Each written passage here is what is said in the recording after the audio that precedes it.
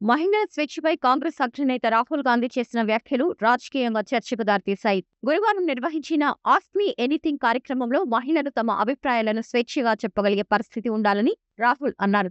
శుక్రవారం ఇన్‌స్టాగ్రామ్‌లో ఈ అంశంపై మరింత వివరంగా స్పందించారు. దీనిపై కేంద్ర పార్లమెంటరీ వ్యవహారాల మంత్రి కిరణ్ రిజిజు స్పందించారు. మహిళా రిజర్వేషన్ బిల్లును కాంగ్రెస్ ఇప్పుడు బేషరతుగా మద్దతు ఇవ్వాలని కోరారు. మహిళల్లో ఉన్న శక్తి పూర్తి స్థాయిలో బయటకు రావడం లేదని రాహుల్ అన్నారు. మహిళలు తమకు నచ్చిన విషయాలపై స్వేచ్ఛగా మాట్లాడాలని చెప్పారు. ఇళ్లలో, కుటుంబాల్లో, సమాజంలో తమ అభిప్రాయాలను చెప్పే అవకాశం ఉండాలని పేర్కొన్నారు. కుటుంబ సభ్యులు అంగీకరించని విషయాలపై కూడా మహిళలు తమ అభిప్రాయం చెప్పగలిగారని అన్నారు. పురుషుల ఆధిపత్యం నుంచి మహిళలకు కొంత స్వేచ్ఛ అవసరమని చెప్పారు. అప్పుడే దేశం పూర్తి స్థాయిలో అభివృద్ధి చెందుతుందని పేర్కొన్నారు. రాహుల్ వ్యాఖ్యలు కాంగ్రెస్ వైఖరిలో మార్పుకు సంకేతంగా కనిపిస్తున్నాయని రిజిజు అన్నారు. మహిళల విషయంలో రాహుల్ గాంధీ వైఖరిలో మార్పు కనిపిస్తోంది. ఇప్పుడు కాంగ్రెస్ మహిళా రిజర్వేషన్ బిల్లుకు బేషరతుగా మద్దతు ఇస్తుందని ఆశిస్తున్నాను అని చెప్పారు. మహిళా రిజర్వేషన్ బిల్లును 2023లో పార్లమెంట్ ఆమోదించింది. లోక్సభ, రాష్ట్రాల అసెంబ్లీలో మహిళలకు 33% సీట్లు కేటాయించేలా ఈ చట్టం ఉంది. అయితే దీని అమలుకు నియోజకవర్గాల పునర్విభజన అవసరం. ఈ నేపథ్యంలో డీలిమిటేషన్ బిల్లును తిరిగి తీసుకొచ్చేందుకు